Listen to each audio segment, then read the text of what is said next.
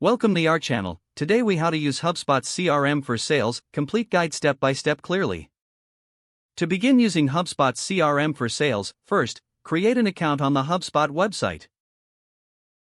Once your account is created, log in to the HubSpot dashboard. Familiarize yourself with the layout and main features available on the dashboard. Next, navigate to the Contacts section to start adding your leads.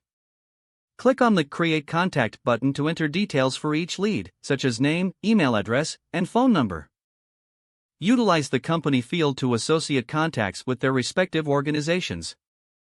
Listing all your contacts will allow you to easily manage and track relationships.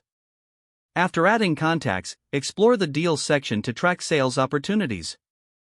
Click on Create Deal to input critical information such as the deal name, associated contacts, and deal stage. Set estimated close dates to help plan your sales strategy effectively.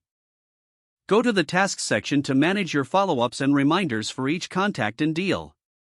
Create tasks to ensure you never miss an opportunity. Next, leverage the emails integration within HubSpot. Sync your email account to track communication with leads directly from the CRM. Use templates for your outreach to save time while ensuring consistency in your communication. As you engage with leads, track their interactions under the timeline section for each contact. This will provide insights into their responses and engagement levels. Utilize the reporting tools to analyze your sales pipeline and performance. Generate reports to measure key metrics such as deal progress and conversion rates.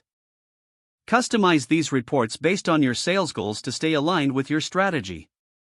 Finally, integrate additional tools and apps from the HubSpot marketplace to enhance your sales processes.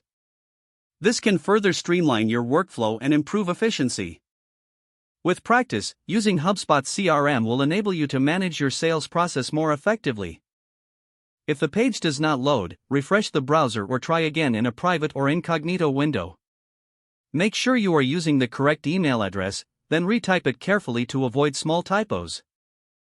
If your password is not accepted, use the reset option and create a new strong password you can remember.